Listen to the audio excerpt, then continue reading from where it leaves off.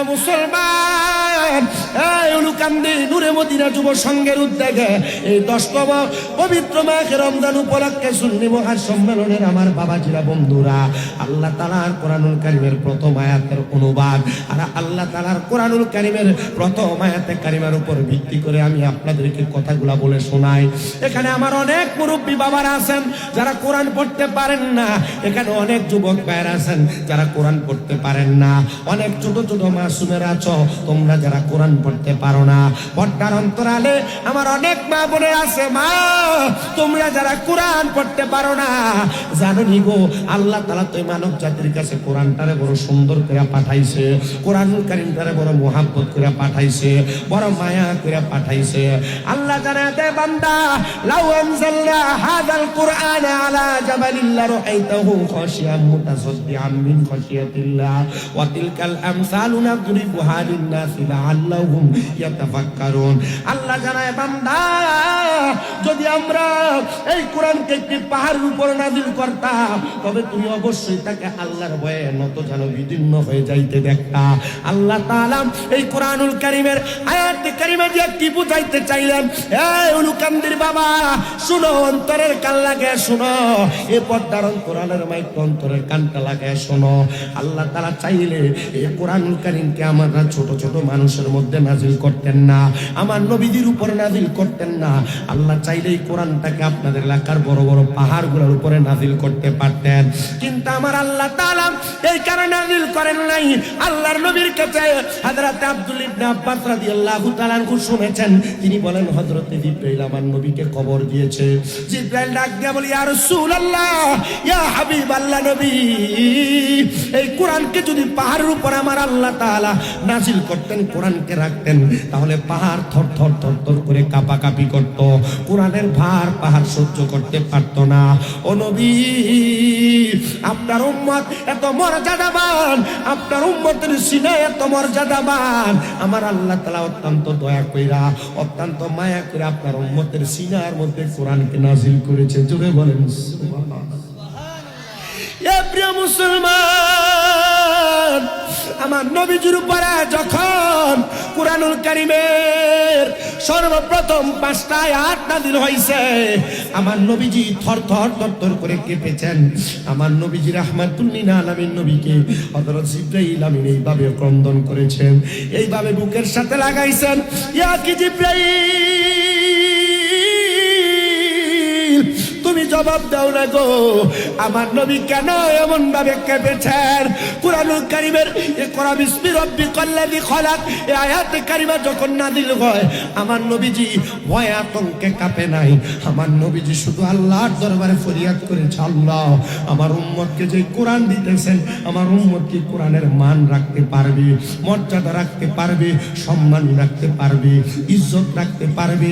নবী আমার যখন কান্না করে আমার নবীর কাছে আমার আল্লাহ তাআলা জানিয়ে দেয়, হাবিব আপনার উম্মত শুধু পারবে না, উম্মতেরা অল্প সময়ের মাধ্যমে এই কোরআনুল কারীমকে আয়াত্ত করে ফেলবে।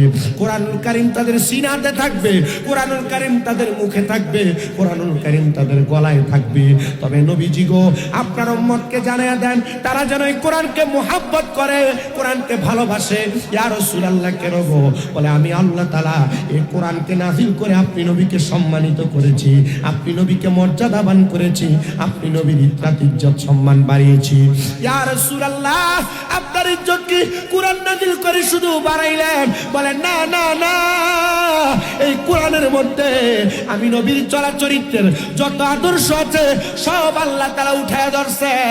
আপনি যদি এই কোরআনুল কারীমকে মানতে চান, আগে কিন্তু নবীকে মানতে হবে। নবী না মাইনা শুধু কোরআন কোরআন বললে খোদার কসম কোনো লাভ হবে না। আপনি নবীরে বলবেন মাটির নবী, আর বলবেন কোরআনে আল্লাহ বলছে মাটি বলার জন্য। নবীকে বলবেন নবী হাজির ও নাযির না, আপনি বলবেন আল্লাহ কোরআনে বলছে মানার জন্য।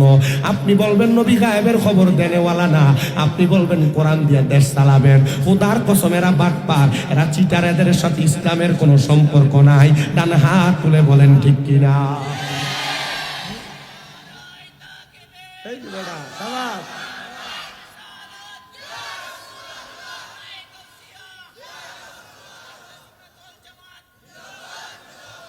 আপনি কত সুন্দর বলতাছেন কোরআন দিয়ে দেশ চালাবেন, কিন্তু কোন নবী এক ওয়াক্ত নবীর স্ত্রী মা খাদিজাতুল কুবরা নামাজই পড়ছেন। বাটফার কোরআনকার।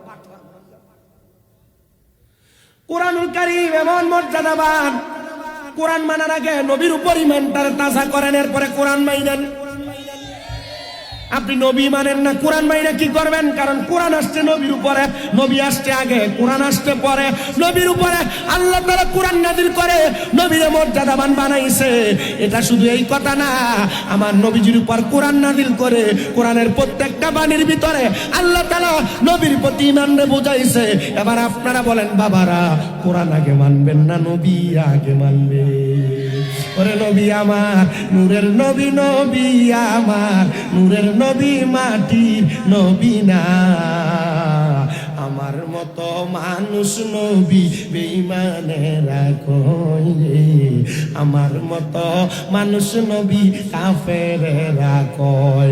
ও নবী মাটি আর সাধারণ মানুষ অপব্যাখ্যা করে, যুক্তি তর্কে সরল বানালো কেরিমান।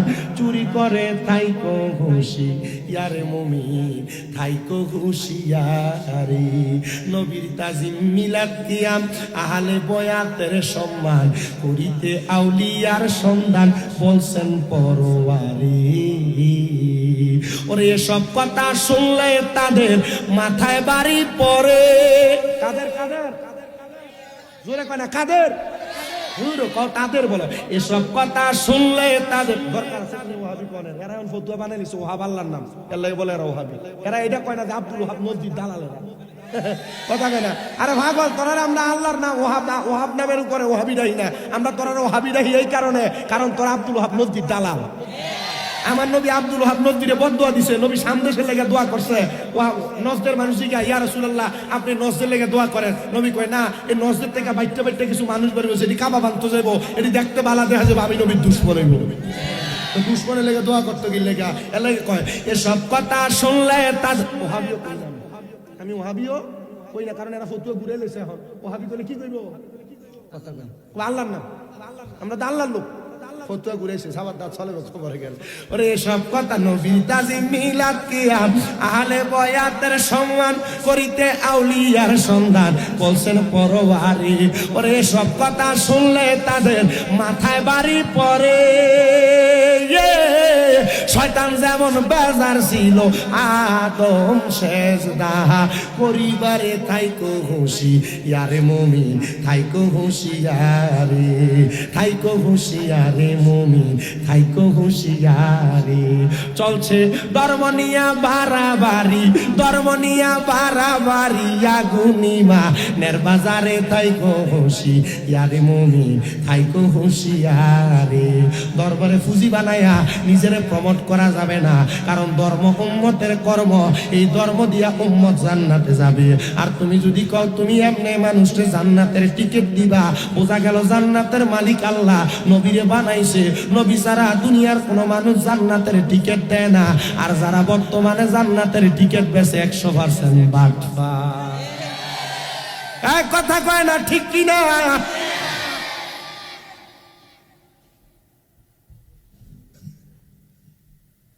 তাহলে আমরা সুন্নি যারা, আমরা কোরআন মানার আগে নবী মানি। বেটেন আপনারা যারা শুনে আপনারও মানবেন। আব্বাকে আমরা বেটেন কই না, আমরা মহিলা বলি। আমি ওই দিন নিশাপট ইসলাম মাহফিলে আমি যে রাস্তা দিয়ে হাঁটি, একবার ডাক দে বেটেন সরো, আমি তারা দিয়ে গেলাম, তো বেটেন কইসা করে হুজুর মহিলার রে। আমি কইছি তাহলে তোমরা শাস্তা মন্দির সাইডে কিন্তু বেটেন দেয়নি হয় হুজুর। আমি কই ডাক্তার গালি না তো না, তাহলে মাহফিলে কোন যাবে, অসুবিধা হইব? বেরিয়ে তো কি নবী আগে মানব না কোরআন আগে মানব? জোরে কই না বেটা, জোরে কর না, কোরআন আগে না নবী আগে? এ বাবা, নবী মাইনা কোরআন মানলে জান্নাতি, নবী না মাইনা শুধু কোরআন কোরআন বললে জান্নাত পাইবা কিনা তার গ্যারান্টি কেউ দিতে পারবে না। কথা কন না, ঠিক কিনা? এ দুস্থ বুজুর্গদের শুনো, আল্লাহর নবী রাহমাতুল লিল আলামিন নবী হযরত আবু দারদা রাদিয়াল্লাহু তাআলা আনহুর হাদিসের মাধ্যমে জানায়া দেন, নবী আমার বলে সাহাবায়ে কেরাম তোমরা যদি ইমানদার হও, মুত্তাকি হও, নবীজি কেন সাহাবায়ে কেরামকে এই কথা বললেন? তোমরা যদি ইমানদার হও, কারণ নবীর মজলিসে শুধু ইমানদাররা বইয়া থাকতো না। নবীর দরবারের কথা শুননা শুননা আমার নবীরে মারবার লাগিয়া আবু জাহেলের লগে বুদ্ধি করতে এমন কোন মুনাফিক নবীর দরবারে থাকতো। কথা কি বুঝতেছেন আপনারা? নবী বললেন, এ উপস্থিত সাহাবায়ে কেরাম, তোমরা যদি মুমিন হও, তার মানে উপস্থিতের মাঝে যদি যে তো বলছে সন্দেহ আছে, তাকিদ লাগাইয়া দিছে। কিতা আছে? রুদা কয় না সন্দেহ। ইয়া রাসূলুল্লাহ, নবী কি করব আপনি নবী জানিয়ে দেন। নবী আমার বলে, তাহলে তোমরা আল্লাহ তাআলার কুরআনুল কারীমকে তোমরা পাকড়াও করো, ধরো। ইয়া রাসূলুল্লাহ, ধরলে লাভটা কি হয়? বলে, যদি তোমরা ধরার পর মানার পর তোমরা তোমাদের জীবনে বাস্তবায়ন করতে পারো, তাহলে তোমরা জান্নাতি হইবা। প্রিয় মুসলমান ইমানদার, এউলুকান্দির বাবারা, এখানে যারা যারা কোরআন পড়তে পারেন না, একটু কি আফসোস লাগে না? যারা যারা কোরআন পড়তে পারেন না, একটু কি মনে মায়া লাগে না? যারা আপনারা আপনাদের সন্তানদেরকে কোরআন শিখান না, আপনাদের ভিতরে কি একটু মায়া লাগে না? আপনাদের ভিতরে কি একটু টেনশন লাগে না? এই কোরআন না শিখতে পারা আল্লাহর কাঠ করার মধ্যে আপনি কি জবাব দিবেন? এই মুরব্বী বাবারা, এই কোরআনুল কারীম আপনার কত বড় উপকারে আসবে আপনি জানেন? নবী আমার জানাই রে, উম্মতের দলেরা দুনিয়ার জমিনের মধ্যে থাইকা যদি কোনো মা বাবা সন্তান জন্ম দেয়, আর ওই মা বাপ যদি তাদের সন্তানকে কোরআন না শিখায়, ওই সন্তান যখন ইন্তেকাল করবে, কবরের পরে হাসর, হাসরের পরে মিজান, মিজানের পরে ফুলসিরাতের সামনে যখন যাবে, ওই সন্তানকে ফেরেশতারা প্রশ্ন করবে আল্লাহ তাআলার কোরআনুল কারীম তেলাওয়াত করার জন্য। সন্তান তখন বলবে, আমার মা আমারে কোরআন শিখায় নাই, আমার বাবা আমারে কোরআন শিখায় নাই। তখন আল্লাহর দরবার থেকে আদেশ আসবে, ফেরেশতার দলেরা ডাক দাও ওই সন্তানের মা কোথায়, ডাক দাও ওই সন্তানের বাবা কোথায়, ডাক দিয়ে নিয়ে যাওয়া হবে। আমি শামীম রাজা যদি কোরআন না পড়তে পারতাম, আমার আব্বারে ডাক দেওয়া হইতো, আর বলা হইতো এই সন্তানের বাবাকে ফুলসিরাতের এই পারে আর ওই পারে, হাত গুলা দাও এক পারে, পা গুলা দাও আর এক পারে। বলা হবে, সন্তান যেহেতু তুমি কোরআন পড়তে পারো না, তোমার বাবার বুকটার মধ্যে পাড়া দিয়া ফুলসিরাতের পোলটা পাড়ি দাও। যে সন্তান আপনার গায়ের সাথে একবার পাও লাগলে আপনার দুইবার তিনবার সালাম করে, যে সন্তান আপনার সঙ্গে একটু বিয়াদবি হয়ে গেলে আপনার পায়ে ধরে ধরে মাপ চাই, ওই সন্তান আপনি বাবা মার বুকের মধ্যে পাড়া দিয়া ফুলসিরাত পার হবি। সহ্য করতে পারবা না এ পর্দার অন্তরালের মা গো, তোমরা যারা 2-3 কেজি ওজনের কিন্ডারগার্টেনের বইয়ের ব্যাগটা সন্তানের কান্দে দিয়া সকাল 6টা 6:30টার দিকে তাড়াতাড়ি পাঠিয়ে দাও। ইংলিশ টিচারের বেতন, অঙ্ক টিচারের বেতন দাও 2000 টাকা, মক্তবের মাত্র 50 টাকা বেতনের জন্য 2-3 বার তোমার ঘরের দরজায় যাওয়া লাগে। না না না, আমি আবদার জানাই গো, দুনিয়ার জমিন থেকে কবরে যাওয়ার পর যদি শান্তি পাইতে চাও, নিজে কোরআন শিখো, এরপর তোমার সন্তানকে কোরআন শিখাও। প্রিয় মুসলমান দোস্ত বুজুর্গের দল,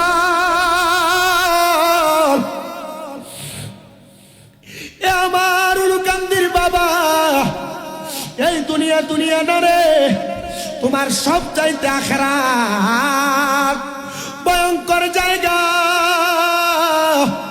ওই জায়গায় তোমার সন্তান তোমারে আসামি বানাইবো। আমার বাপ এইটা বাপরে দেখা দেখা বলবেন, আমার বাপ আমারে কোরআন পড়ায় নাই, আমার মা আমারে কোরআন পড়ায় নাই। তখন আপনি আপনার বাবা মায়ের বুকের মধ্যে পাড়া দিয়ে আপনার সন্তান ফুলসিরাতটা পার হবি। যেই সন্তানরা মনে করতেছ আমার আব্বা আম্মা যেহেতু আমার শিখায় নাই, বাপ মার বুকে পাড়া দিয়ে তো আমি পারি হইয়া যাইব, না না না না না না না, পারবা না পারবা না।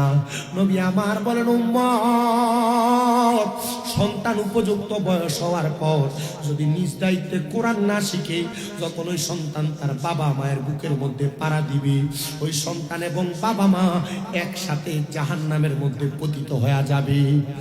আর আমার নবীর সাহাবায়ে কেরাম বলেন, ইয়া রাসূলুল্লাহ, নবী গো, ও মায়ার নবী, ও দয়ার নবী, আপনার কাছে জানতে চাই, যারা কোরআন পড়বে, কোরআনকে ভালোবাসবে, কোরআনকে মুহাব্বত করবে, আপনি নবী জানিয়ে দেন এদের মর্যাদা কত বেশি হবে, এদের মর্যাদা কেমন হবে।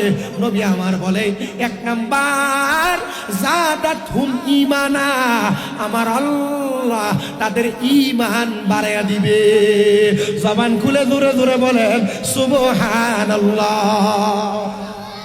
এই এই বসো, খালি লড়াচড়া, কোনো চা লাগবে না, না লাগবে না কিছু।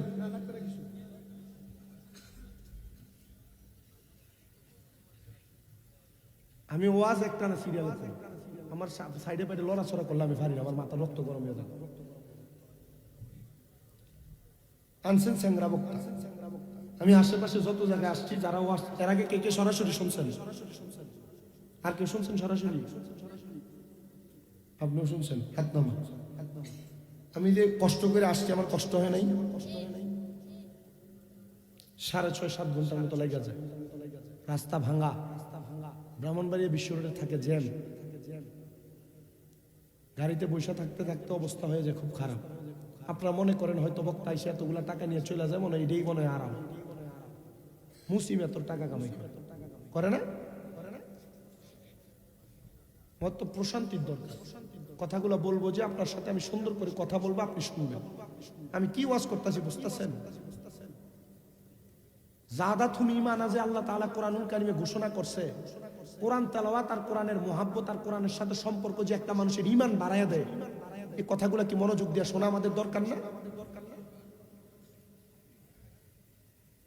এদের সামনে রমজান মাস আসতেছে, এক খতম কোরআন পড়তে পারবেন না, একটু লজ্জা হয় না?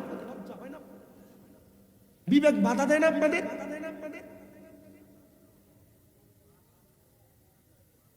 এই কোরআনুল কারীম আপনাদেরকে লানত প্রদান করবে, লানত দিবে, লানত গজব দিবে। এই যে লাইলাতুল কদরের রাত্র কেন এত মর্যাদাবান? লাইলাতুল কদরের রাত্র কেন এত সম্মানিত? ইন্না আনজালনাহু ফি লাইলাতুল কদর। আল্লাহ তাআলা কোরআনুল কারীমকে নাযিল করেছেন এই লাইলাতুল কদরের রাতে, সম্মানিত করেছেন, সম্মানিত কোরআনকে নাযিল করেছেন, ইজ্জত দিয়েছেন। এবং এই কদরের রাত্র যারা তালাশ করে ইবাদত করে মাওলার রেজামন্দি সন্তুষ্ট অর্জন করতে পারে, আল্লাহর অসংখ্য ফেরেশতারা লাইলাতুল কদরের রাত্রে দুনিয়াতে বিচরণ করে ঘুরে ঘুরে বেড়ায়। আর যেই বান্দা রাত্রে জাগ না থাইকা আল্লাহর ইবাদতে মশগুল হয়ে যায়, লাইলাতুল কদর তালাশ করে, 21 রমজান, 23 রমজান, 25 রমজান, 27 রমজান, 29 রমজানের বেজুর রাত্রিতে আল্লাহ তাআলা এদেরকে অসংখ্য বারাকা নসিব। আর আমাদের 21 রমজান, 23 রমজান, 25 রমজান, 27 রমজান, 29 রমজান আইলে ঈদের মার্কেট করবার লাগে সব সাজতা করতে বেরিয়ে তো গরই থাকে না। ঈদের মার্কেটিং এর আর খুব জরুরি। প্রিয় মুসলমান গো, লাইলাতুল কদর বড় সম্মানিত, বড় মর্যাদাবান, বড় ইজ্জতওয়ালা রাত, বড় সম্মানওয়ালা রাত। ঈদ তোমার জীবনে বারবার বারবার আসবে। আবদার জানাই, কোরআন না দিলে রাতটারে তোমরা অবহেলা কইরো না। আবদার জানাই রে, কোরআন না দিলে রাতগুলারে তোমরা অবহেলা কইরো না। রাত্রবেলা কুমু লাইলুহা ওয়া সুমু নাহারুহা, আল্লাহর ইবাদত রোজার মাধ্যমে দিনকে তুমি জাগ্রত রাখো, আল্লাহর ইবাদত নামাজের মাধ্যমে তুমি তোমার রাতকে জাগ্রত রাখো। আর আমরার বেডাইন তারাবির নামাজও পড়ে না, লাইলাতুল কদরের ইবাদত করব দূরের কথা।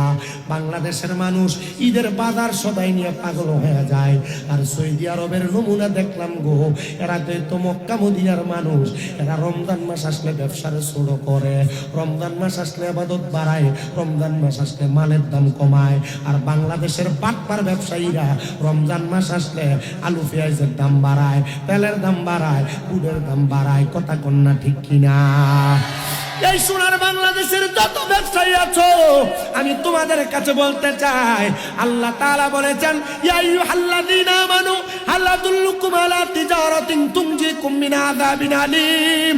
আল্লাহ তাআলা ঘোষণা করেছেন তোমরা তোমাদের ব্যবসায়ের মধ্যে মাপকাঠি বজায় রাখা ন্যায় আদল করার জন্য, ইনসাফ করার জন্য তোমরা যারা রমজানে ছোলা বুটের দাম বাড়ায়া দাও, জিলাপির দাম বাড়ায়া দাও, তোমরা যারা রমজান মাসে জামা কাপড়ের দাম বাড়ায়া দাও, খোদার কসম আযাবুন আলীম বলে আল্লাহ তাআলা তোমাদের জন্য যন্ত্রণাদায়ক শাস্তি রেডি করে রাখছে। সৌদি আরবের মতো দেশে 1 কেজি খেজুর কিনলে সাথে 1 কেজি ফ্রি দিয়া দেয়, একটা তেল কিনলে সাথে একটা ফ্রি দিয়া দেয়, 1 কেজি চাউল কিনলে আরেক কেজি দিয়া দেয়। আর বাংলাদেশের চোরেরা 1 কেজি দেওয়ার সময় 3.5 মাফে কথা কন্যা ঠিক কিনা? আমি বাংলাদেশের প্রশাসনিক কর্মকর্তা, ভুক্ত অধিকারের সরকারি যে কর্মকর্তারা আছেন, আমরা আপনাদের কাছে উদাত্ত আহ্বান করব, আপনারা রমজান মাসে প্রতিটা বাজারে বাজারে বাজারে বাজারে ভুক্ত অধিকারের কর্মকর্তারা যদি বাংলাদেশের বাজারকে নিয়ন্ত্রণ করার চেষ্টা করেন, বাংলাদেশে এমন কোনো চোরের ঘরে চোরের ফুট নাই, বাংলাদেশে তেল আলু পেঁয়াজের দাম বাড়াইব। আর এরা এমন বাটপারের বাটপার, এরা মাল রাখে বাড়িতে দোকানে সব দেখায়, যদি মাল লাগে বাড়িতে কাজ না তারপরে দেয়, অর্ডারটা বেশি করে লয়, দামটা বাড়ায় লইয়া তারপরে মানুষকে দেয়, বেইনসাফ করে। আল্লাহ তাদেরকে যন্ত্রণাদায়ক শাস্তি দান করব। এই জন্য আমি এই সোশ্যাল মিডিয়ার মাধ্যমে যারা রমজান মাসে আলুর দাম বাড়ায়, পেঁয়াজের দাম বাড়ায়, তেলের দাম বাড়ায়, সোলার দাম বাড়ায়, খেজুরের দাম বাড়ায়, সিন্ডিকেট করে মালকে গুদামজাত করে মানুষের কাছে মালের সংকট দেখায়া মালের দামকে অর্ধেকেরটা ডাবল করে ফেলে, খোদার কসম করে বলি তোমাদের মতো ব্যবসায়ীদের জন্য আল্লাহ বলছেন আযাবুন আলীম, যন্ত্রণাদায়ক শাস্তি তোমাদেরকে আমার আল্লাহ রেডি করে রাখছেন। যন্ত্রণাদায়ক শাস্তি যদি না পাইতে চাও, রমজান মাসে ব্যবসায়িক মালামালকে তোমরা দাম কমাও। আরেকটা কথা বলি, আমাদের সমাজের মানুষ ঈদুল ফিতরের রাত আসলে বাজি ফুটায়। ঠিক হইলো কইবেন না হইলো পোলাপান তো বসে রাখছেন সামনে, মুরব্বীরা সামনে আসে না, উল্টা যদি কয় যে সামনে আসতে পোলাপান যাস না বে, এটা কোন ধরনের স্বভাব? এলাকার মাহফিলের সৌন্দর্য আছে না? আপনার মুরব্বীরা সামনে না আসলে আমি পোলাপানের কাছে কি ওয়াজ করব? এরা শুনবে, এরা আসবে, এরা মাহফিলের ট্রেডিশন শিখবে, শিখে এরা ভবিষ্যতে মাহফিল করবে। মুরব্বীরা সামনে আসলে মুরব্বীরা সুন্দর করে ওয়াজ শুনবে। আমি আসার সময় এক লোক এক মুরব্বীরা ডাকবে, কাকা আয়ো না রে, এবার যা তুই আমি আয়, যা তুই আমি আয় কর মুহূর্তে দুমা বারো মনে যে ব্রিক ফিল জ্বলাই দিছে।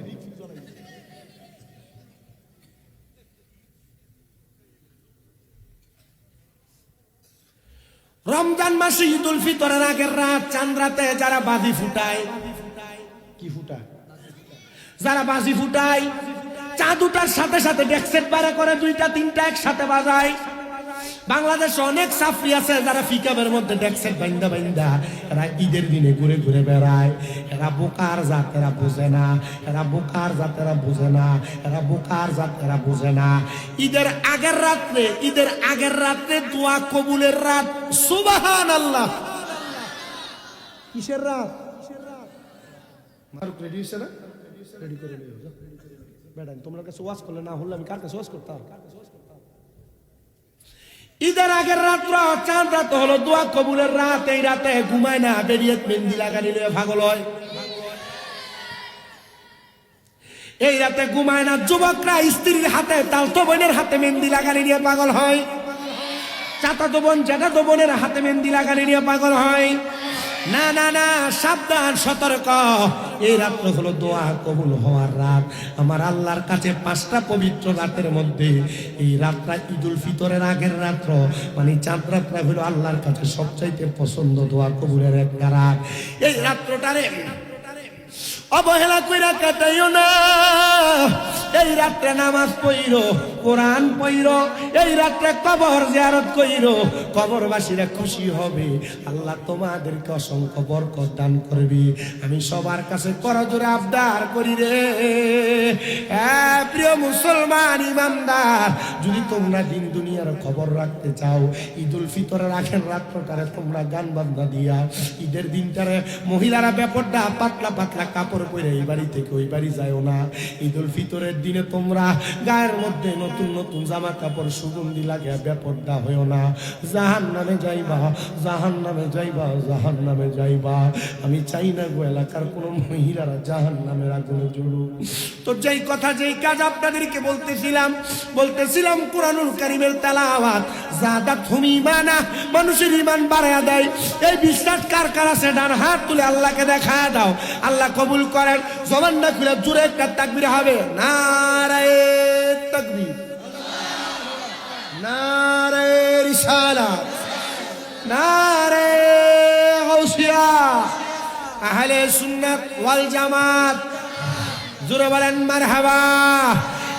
প্রিয় মুসলমান, শুধু ঈমান বাড়ায় না, যারা কোরআন পড়ে, যারা কোরআন শিখে, আমার আল্লাহ তাআলা এদেরকে জান্নাতের একটা মুকুট পরিধান করে দিবে।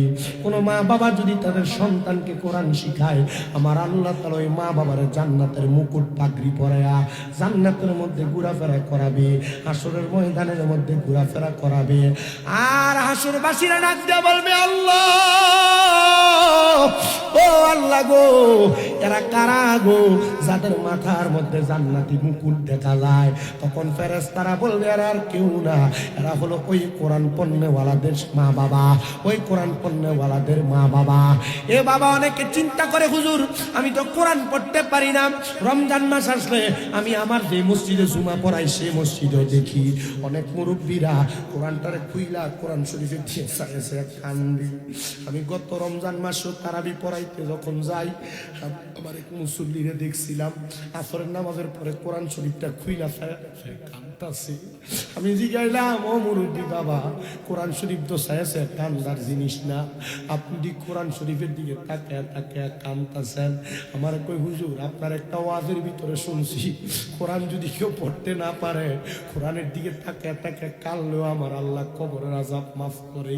কোরআনের দিকে তাকায় তাকায় কাঁদলে আমার আল্লাহ তাআলা কবর থেকে জান্নাতি সুঘ্রাণ দেয়। আমি কইছি, রে আব্বা, হে পর্দার অন্তরালের মা, যারা কোরআন পড়তে পারো না, কোরআনটা খুইলা খুইলা কাইন্দো, তোমরা সওয়াব হবে। কোরআনটা খুইলা খুইলা কাইন্দো, তোমরা সওয়াব হবে। কি সওয়াব হবে জানো? দামেস্কের বড় মসজিদের একজন ইমাম সাহেব ছিলেন, উনি ছিলেন একজন আল্লাহর বুজুর্গ বান্দা। যখন যেখানে কোনো কবরস্থান দেখতেন, তিনি হাত উঠিয়া দাঁড়ায় যেতেন জিয়ারত করার জন্য।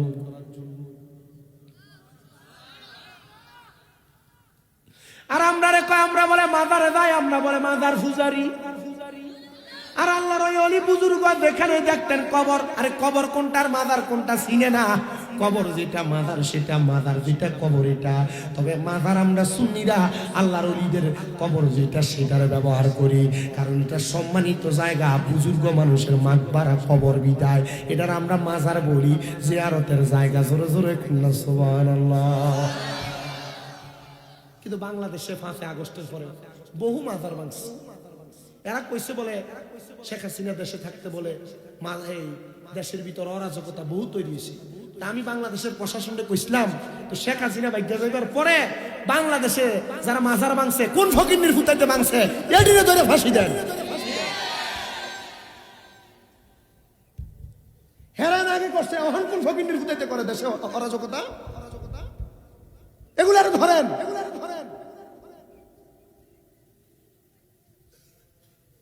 সারা দুনিয়া অরাজকতায় ভরে গেছে। আর মাজারটি ভাঙছে ভালোই হয়েছে। মাজারের যে খাদেমটি আছে, হিসাবটি টেহাডি লয়ে ফ্যাক্টরি মুডা মুডা বানাইছে। নিজের বাড়ির ভিতরে 2 তলা 3 তলা বিল্ডিং বানাইছে। গরু মসজিদ দিয়ে নিজের ঘরটারে ফুলেছে, টেহা পয়সাটি দিয়ে নিজের পকেটটারে গরম করছে। আমি কইছি, ভাঙ ইচ্ছা মতো, ফাললে খাদেমটারে ধরে এন্ন পাইল।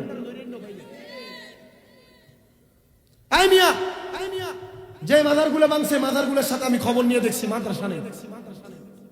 যদি মাজারের খাদেমরা যদি মাজারের টাকা পয়সাগুলা না খাইয়া প্রত্যেকটা মাজারের লগে এক একটা মাদ্রাসা বানাইতো, আর 300-400 পোলাপান যদি মাদ্রাসায় থাকতো, যে ফকিন্নির ফুটাইতে মাজার ভাঙতে আইছে, যদি 300-400 পোলাপানি 300 লাঠি লিয়ে দৌড়ানি দিত, তোয়ে ভাবা গেল নইল।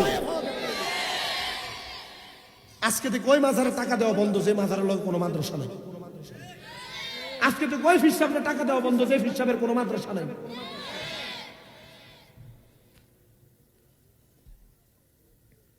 হ্যাঁ, ফির দাবি করে, হ্যাঁ মুড়িদান সামনে বেরিয়ে তুলে বয়ে থাকে। হ্যাঁ ফির দাবি করে, মুড়িদের সামনে বয়ে বয়ে সিগারেট খায়। হ্যাঁ বলো ফির, এটা হিসাব না, এটা ফেসাব। আর কেউ যদি এমন বিড়ি খাওয়া ফির যদি ধরে খাও, তালাক দাও বেটা। ফির যদি সিগারেট খায়, বিড়ি খায়, মুড়িতে গাঞ্জা খাইব। সিগারেট খাওয়া কোনো ফিরের আদর্শ হইতে পারে না। বেরিয়ে তুলে বয়ে থাকা কোনো ফিরের আদর্শ হইতে পারে না। কষ্ট হইতেছে? এ ফিরে নিজে কেমনে জান্নাতে যাবো? এত নিজে যাই তার তো না, তোমার লয়ে যাবো কেমনে?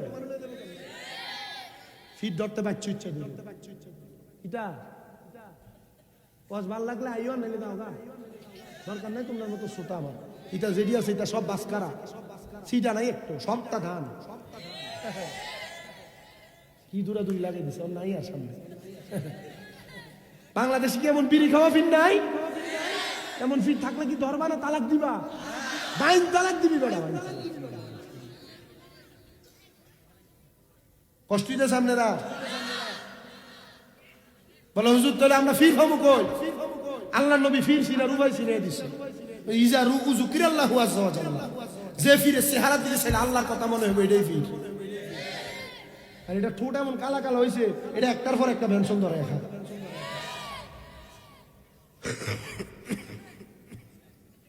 কিতা কই যেতে হবে না হিসাব রে হিসাব, কি চামাইর মার বলে। আমার ওয়াজকে আপনার কষ্ট লাগতেছে? হ্যাঁ না, দুইটা রেসবির মুড়ি আছে না, তোমার হিসাব সিগারেট খাইছে জীবনে? হ্যাঁ দাওয়াত ইসলামের পোলা পান্ডি আছে না, তোমরা হিসাবরে দেখছো নি? তোমরা তো দেখছো না বেটা, মোবাইলেও দেখছো না, টিভিতেও দেখছো না। আমি ইডির মতো যে বইয়া থাকতাম। 2005 সাল থেকে দাওয়াত ইসলামের সাথে কাজ করি।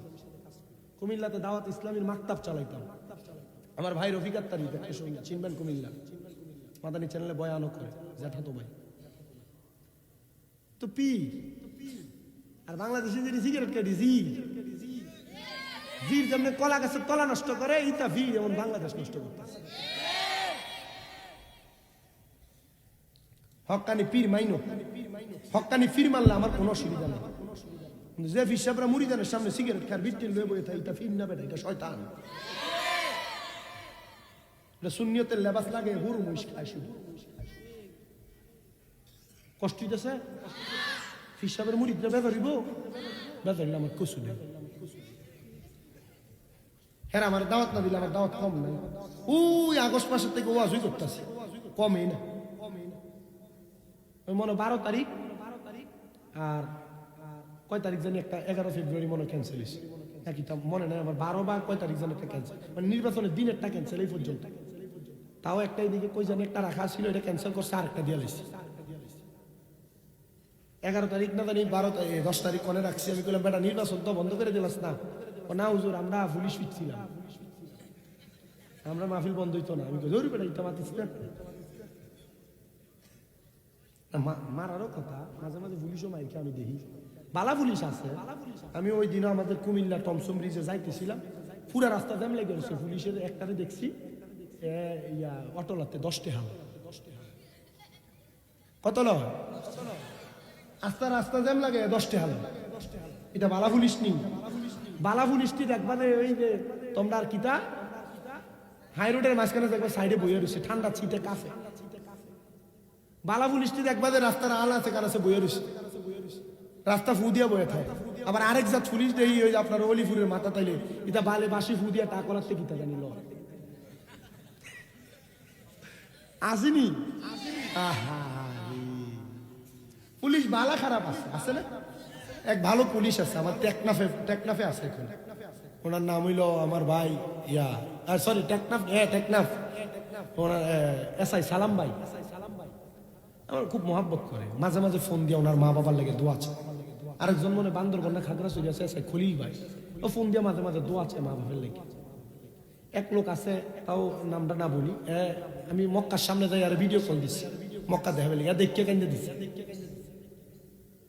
বালা পুলিশ আছে না দেশে এখনো। আমরা মাঝে মাঝে কুমিল্লা থানার সামনে, সদর থানার সামনে বসে চাটা খাই, তো খাইলে অনেকের দেহি আয়া কথা, অনেক রকমের বিষয়, বিভিন্ন বিষয়, মাসালা টাসালা বিষয়ে কথা বল।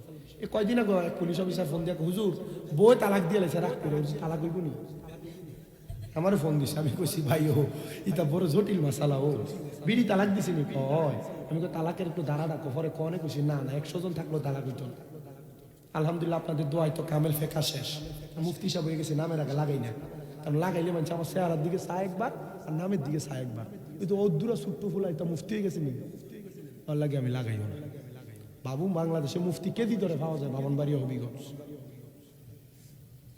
ঠিক কিনা আর নামের আগে মুফতি না হইলে এটা বললো হুজুর বালা না রে নাম দিয়ে যাচাই বাছাই মুফতি নাম দিয়ে নি হুজুর মাতে না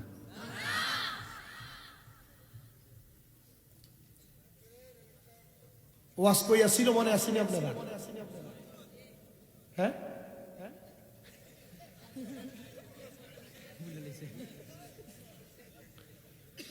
দামেস্কের বুজুর্গের কথা ছিল এর মাঝখান থেকে ঢুকছিলাম আর কি যে মাদারটি ভাঙছে ভালোই সেটা কইছি আমার ওয়াজ একটু বেড়া চেরা লাগে যায় মাঝে মাঝে ইটা মাতলে আমার মনে মনে করে এটা বুঝুন নি না এটা উল্টি কথা আমার আব্বই মাইজ ভান্ডারের বাইরে আসেননি মাছ ভান্ডারের মুড়ি আসেননি মারা হওয়া আসেনি মাছ ভান্ডারের বাইরে কেটা কেটা আসে পাগলা কেটা কেটা হাত তুলো বেড়াই মাছ ভান্ডার ডরাই রে কিটা আরে মাঝ ভান্ডারে উঠেছে তাওহীদের নিশানা আরে ঘুমায়ও না মায়ার ঘুমে আখের জামানা আখেরি জামানা মাঝ ভান্ডারে শান গাইলে ঘুমাইব ওরে মাঝ ভান্ডারে উঠেছে তাওহীদের নিশানা আরে ঘুমায়ও না মায়ার ঘুমে আখের জামানা আখেরি জামানা ওরে খেদমতে হোক ইলে দাকিল এলমেলো দুন হবে হাসিল খেদমতে হোক ইলে দাকিল এলমেলো দুন হবে হাসিল দুষ্ট দুশ্মনের সমানে হবে কিসের বাবনা দুষ্ট দুশ্মনের সমানে হবে কিসের বাবনা আরে ঘুমায়ও না মায়ার ঘুমে আখের জামানা আখেরি জামানা আরে মাঝ ভান্ডারে উঠেছে তাওহীদের নিশানা আরে মাঝ ভান্ডারে উঠেছে তাওহীদের নিশানা ঘুমায়ও না মায়ার ঘুমে আখের জামানা ওরে কলব জিন্দা হয়ে যাবে এলমেলো দুনে হাসিল হবে হায়রে কলব জিন্দা হয়ে যাবে মাবুদের দিদার পাবে আরে নিজের রূপ দেখিয়া নিজে হবি দিওয়ানা আরে নিজের রূপ দেখিয়া নিজে হবি দিওয়ানা আরে ঘুমায়ও না মায়ার ঘুমে আখের জামানা আখেরি জামানা ওরে আছে মাঝ ভান্ডারির দুয়া কি শব্দ আদের আইলের সুয়া আছে মাঝ ভান্ডারির দুয়া কি শব্দ আজরাইলের সুয়া আরে আশিকে বলে লাপরোয়া আসে মাওলানা আশিকে বলে লাপরোয়া আসে মাওলানা ঘুমায়ও না মায়ার ঘুমে আখের জামানা আখেরি জামানা ওরে মাঝি ভান্ডারে উঠেছে তাওহীদের নিশানা ঘুমায়ও না মায়ার ঘুমে আখের জামানা বলদি না বেটা পড়া শুননি বক্তা এবং মস্তকে আলা হযরত ফোন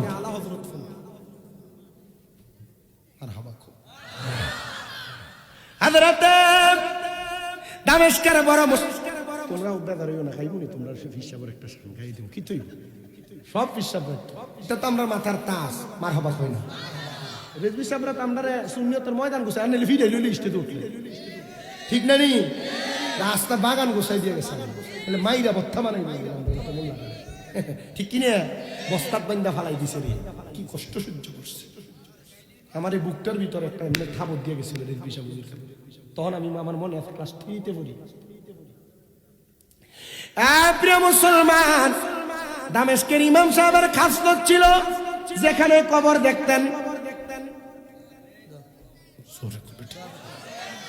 আর আমরার মাইনচের সবে বরাতের রাইতেলে ডাইকা কবর জিয়ারতে নেওয়া যায় না এই যে আগামী 3 তারিখ সবে বরাতের রাইতে বেশি বেশি করে কবর জিয়ারত করবা 3 ফেব্রুয়ারি শবে বরাত হইল। মুসলমান ইমানদার ও নবীর উম্মতের দল 3 তারিখ শবে বরাত হইল। 2 ফেব্রুয়ারি রোজাটা রাখতো, 3 ফেব্রুয়ারি রোজাটা রাখতো, 4 ফেব্রুয়ারি রোজাটা রাখতো। শবে বরাতের রোজা এটা রাখলে আইয়ামে বীজের 3টা রোজার সওয়াব পাইবা। বলে হুজুর কেন? শবে বরাতের দিন সন্ধ্যাবেলা গোসল কইরা মসজিদে ঢুকা যাইবা, ফজরের নামাজের আগ পর্যন্ত মসজিদ থেকে বের হইবা না। হুজুর কেন গো? কারণ আল্লাহ তাআলার অসংখ্য ফেরেশতারা প্রথম আসমানের মধ্যে চলে আসে, স্বয়ং আমার আল্লাহ সহ ডাক দিয়া বলতে থাকে, কে আছো? আমি আল্লাহর কাছে রিজিক চাইবা, আমি রিজিক দিব।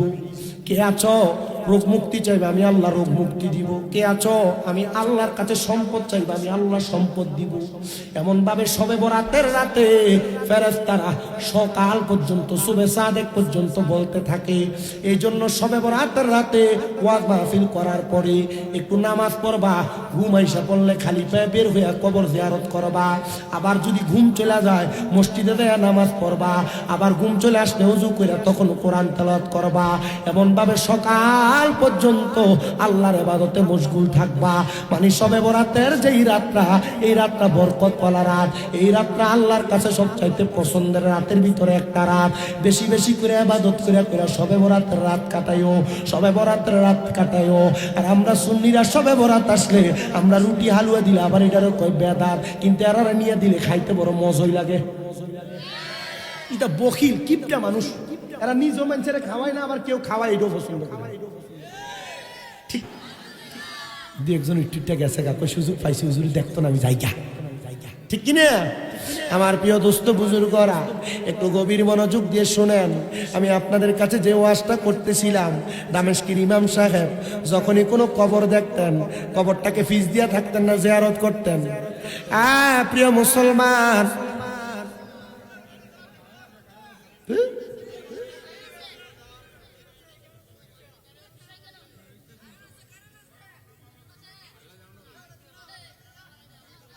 আস্তা মাহফিল বাদো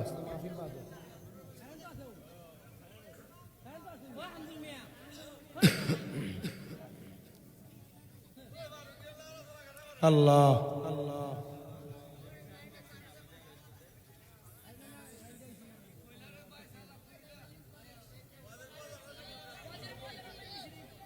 জোরে ক, জোরে ক, আস্তা মাহফিল নষ্ট হয়েছে। এটা কি তা করলা তোমরা? আস্তা গজল গাইলেছি তো, লা ইলাহা ইল্লাল্লাহ পড়তে পড়তে কান নাই। আল্লাহ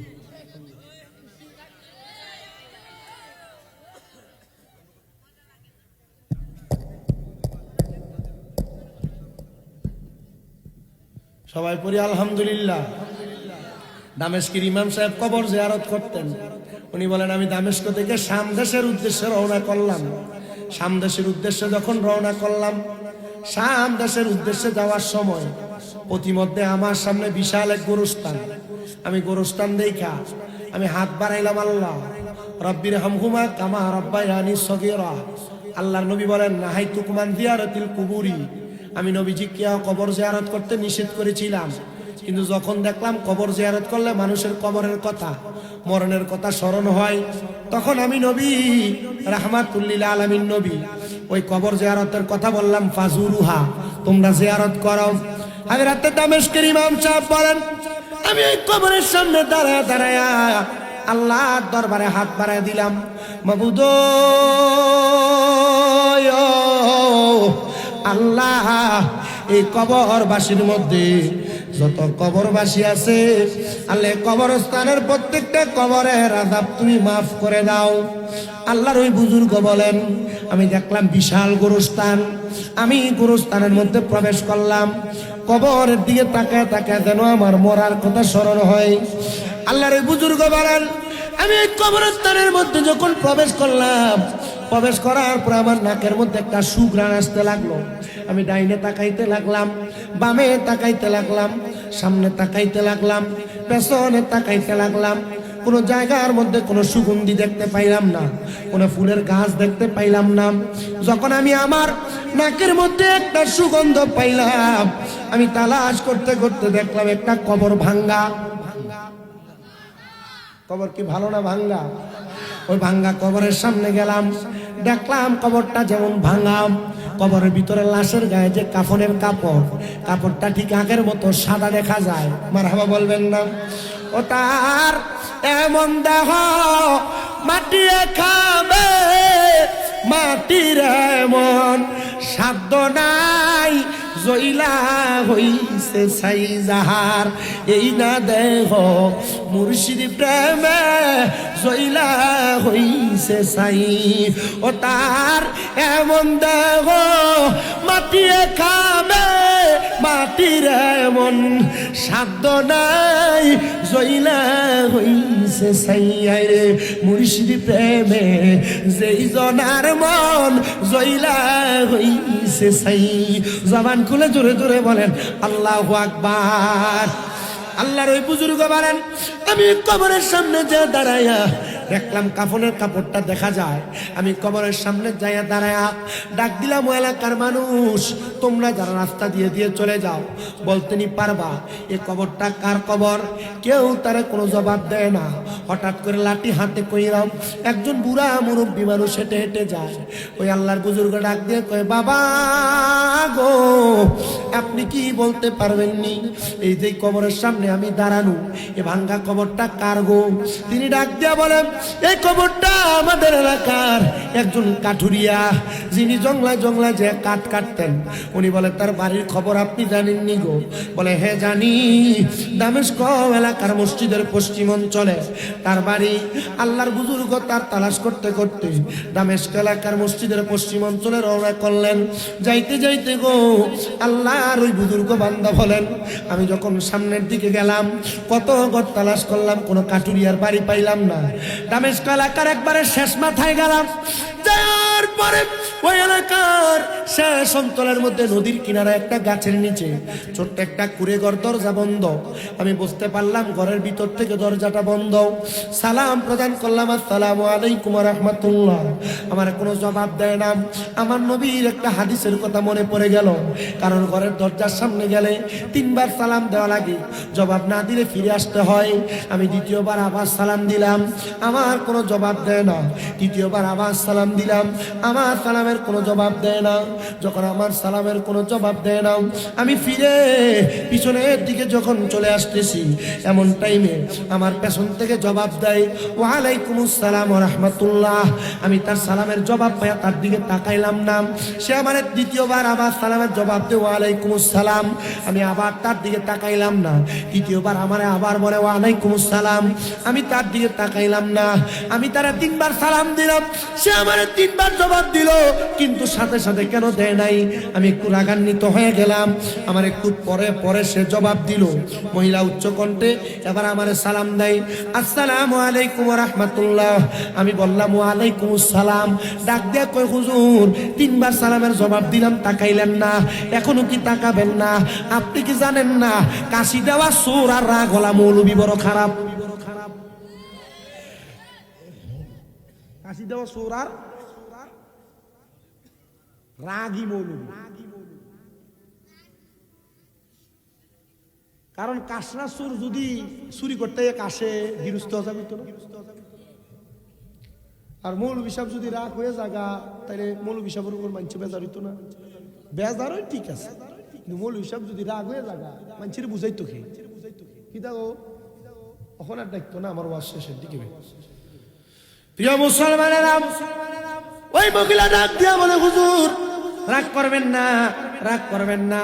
হুজুর আপনার কাছে আমার একটা প্রশ্নের জবাব। হুজুর কেন আসলেন? আমি একা মহিলা মানুষ, সালাম দিলেন, জবাব দিতে পারলাম না, রাগ করলেন। হুজুর গো, আপনি আমার এই বাড়িতে আসার কারণটা বলেন।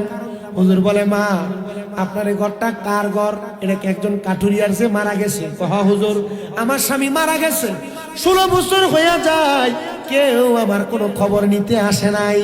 আজকে আপনি 16 বছর পরে আমার স্বামীর কবরের খবর নিতে আসছেন। হুজুর কে গো আপনি? আপনার পরিচয় জানতে চাই। ডাক দিয়া আমি হইলাম দামেস্কের মসজিদের ইমাম সাহেব। হুজুর আমার স্বামীর মুখে আপনার কথা আমি বহু শুনছি।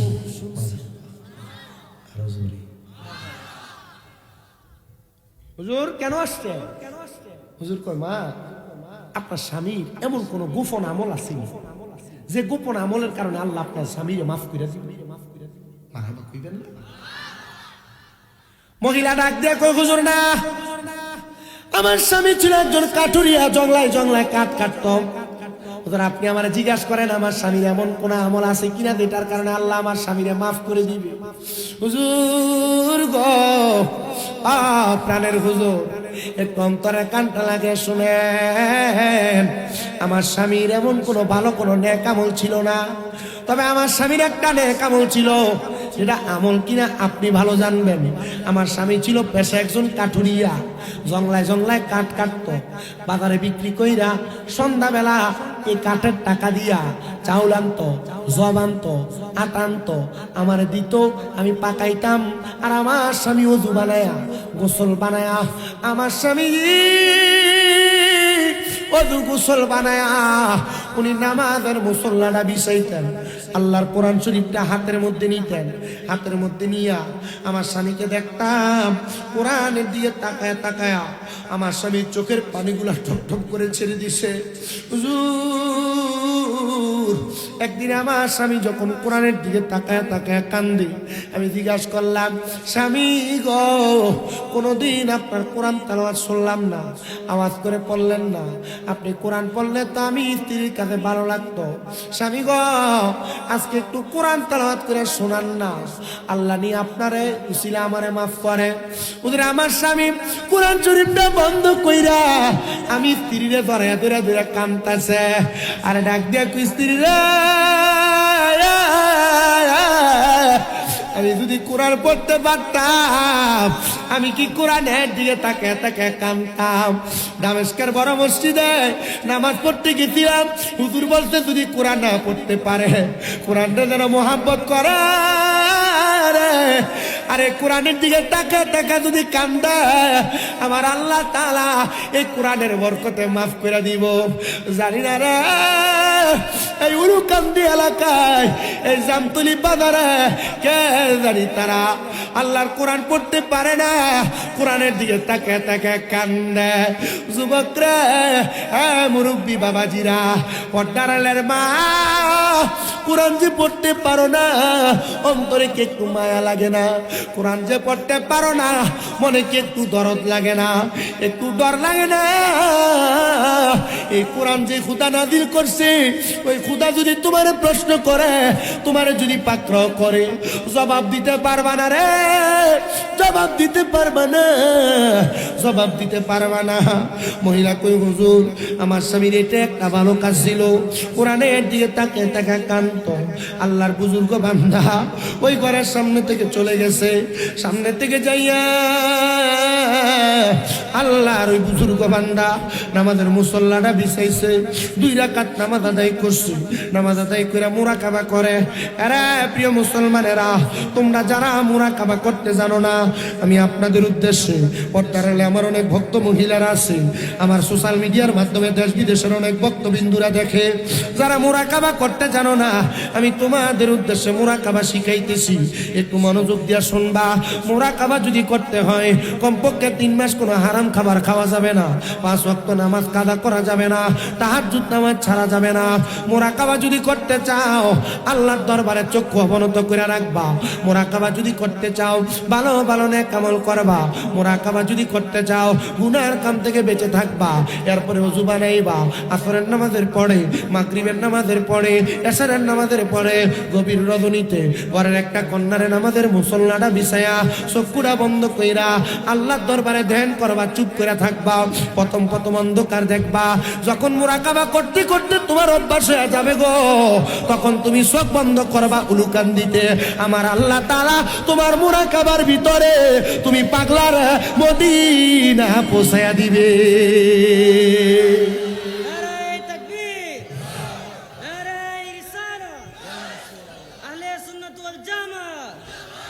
ও ওরে কোন সময় কোন হালে থাকে দয়াল মুর্শিদে, সালাম দিও না তারে সব জায়গায়। ওরে থাকে যদি ভক্তি কইর চরণ বসি, কে জানে কার ভাগ্যে রয়। বিশ্বাস ভক্তি থাকিলে ভক্তি পাইবা মুক্তি সব জায়গায়। আরে বিশ্বাস ভক্তি থাকিলে ভক্তি কে জানে কার ভাগ্যে রয়। মুর্শিদের দরবারে যাইয়া নত শিরা দাঁড়াইয়া দাঁড়াইয়া তাকো তাগার হুকুমের আশায়। আরে এজাই খিচুড়ি খেতে লাগে, মুর্শিদের দরবারে যায় অনুমতি লইয়া, নরম লাগে না, খাইয়া চললে। এটা বিশ্বাসের দরবার যাও না এমন মনে করছে, যাও সিন্ডিকে বললি খাইতো আনতো। হ্যাঁ, ইতা বিশ্বাসের দরবারে আসা যাওয়া, আসা যাওয়া বড় কষ্টের জিনিস। যাই বা কিছু লই আইও, হ্যাঁ বিরিয়ানি ফুটলা লই আই, হ্যাঁ গরু জব করে কেল্লা লই আই,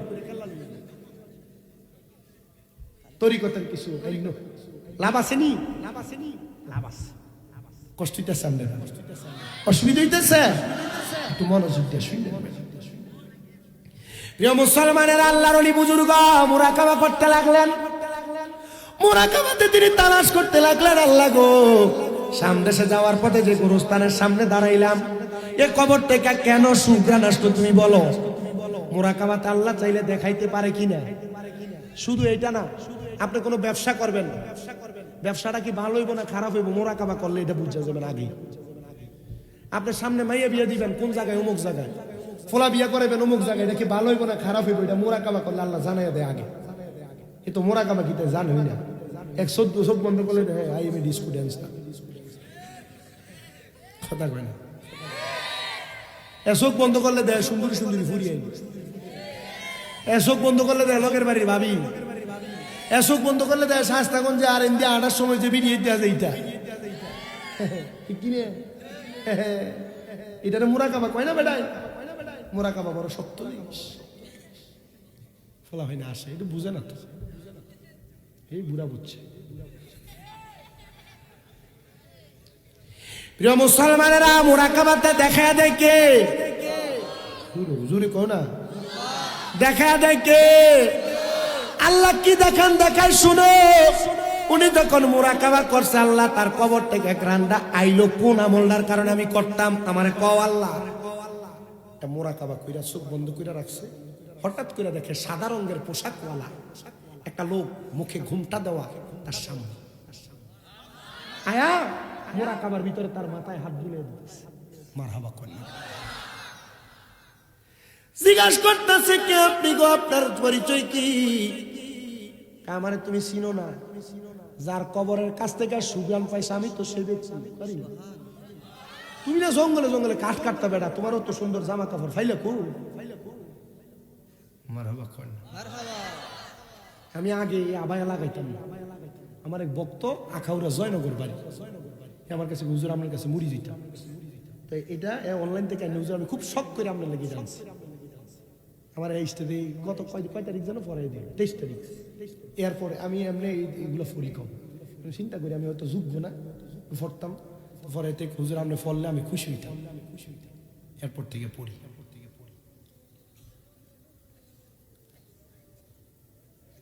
হ্যাঁ, আপনি কাঠুরিয়া মানুষ, গায়ের ভিতরে এত দামি দামি জামা কাপড় আসতো কই থেকে?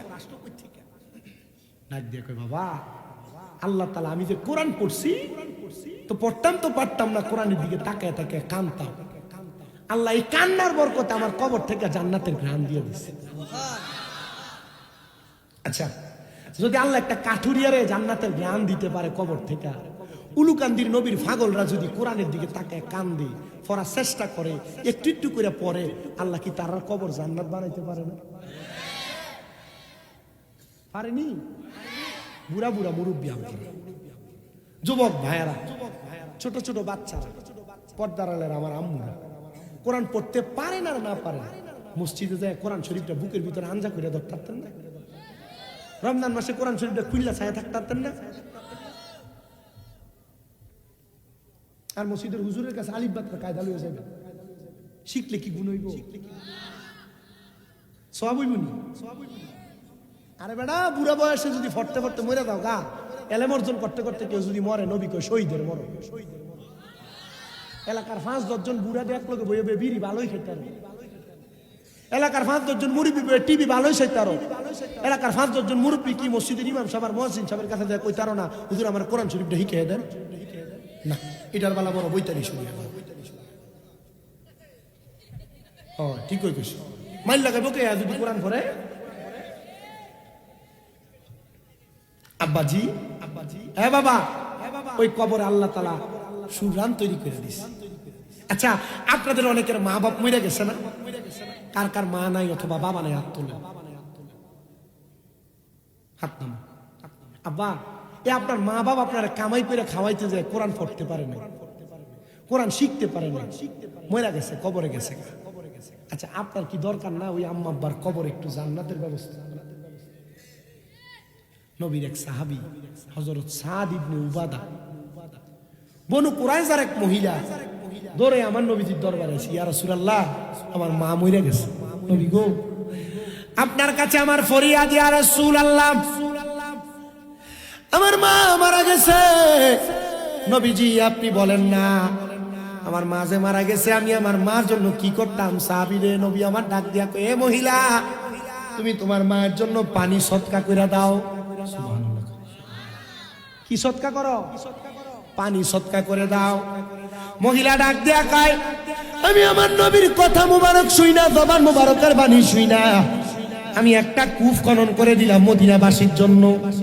পরের দিন সকালবেলা আমি আমার নবীর দরবারে এসে ডাক দিয়া বললাম, ইয়া রাসূলুল্লাহ আমি স্বপ্ন দেখেছি আমার মা জান্নাতের সুধা পান করতেছে। নবী আমার ডাক দিয়া কয়, মহিলা বনু কুরাইজার মহিলা গো, তুমি এটা দেখার কারণ হইল তুমি যে কূপটা খনন করে দিছ, এই কূপের মধ্য থেকে মানুষ পানি আহার করে, আর আমার আল্লাহ তাআলা তোমার মার জান্নাতি খানা খাওয়ায়।